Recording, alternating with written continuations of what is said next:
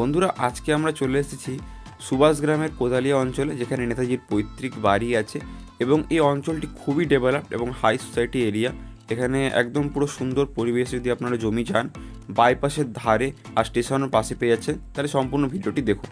Hello বন্ধুরা, আজকে আবার চলে এসেছি সুভাষ গ্রাম থেকে খুবই কাছে এই জমিটি কোদালিয়া, যেই আপনাদের জায়গাটির নাম নেতাজির পৈতৃক বাড়ি এখানে আছে। আপনারা জানেন, নেটে সার্চ করলে পেয়ে যাবেন। সেখানে সুন্দর 25 ফুট রাস্তার গায়ে, 25 নয় 24 ফুট রাস্তার গায়ে একদম 3.5 কাঠা উঁচু জমি আপনারা পেয়ে যাচ্ছেন। জমিটি বিস্তারিত আপনাদেরকে দেখাবো, আর কত কি দাম পড়বে সব কিছু এই ভিডিওতে আপনাদেরকে বলবো। চলুন শুরু করা যাক। জমিটি অনেকটি উঁচু জমি আছে এবং বাইপাস রোড এখান থেকে 500 মিটারের মধ্যে, এবং জায়গাটি যেখানে অবস্থিত কোদালিয়া অঞ্চলটি ঐতিহাসিক দিক থেকে খুবই গুরুত্বপূর্ণ।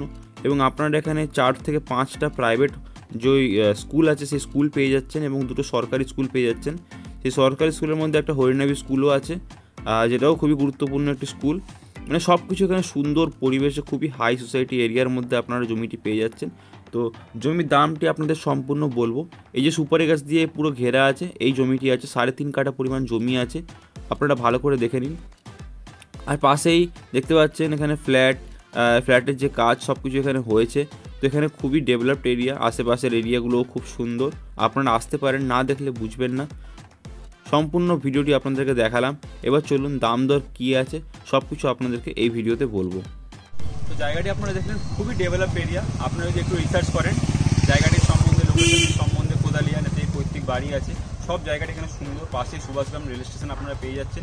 দিঘির পাড়েই খুব কাছে জায়গাটি আছে আপনাদের। 3.5 কাঠা পরিমাণ জায়গা আছে, বাস্তু শালির সমস্ত রেকর্ড আপনারা পেয়ে যাচ্ছেন।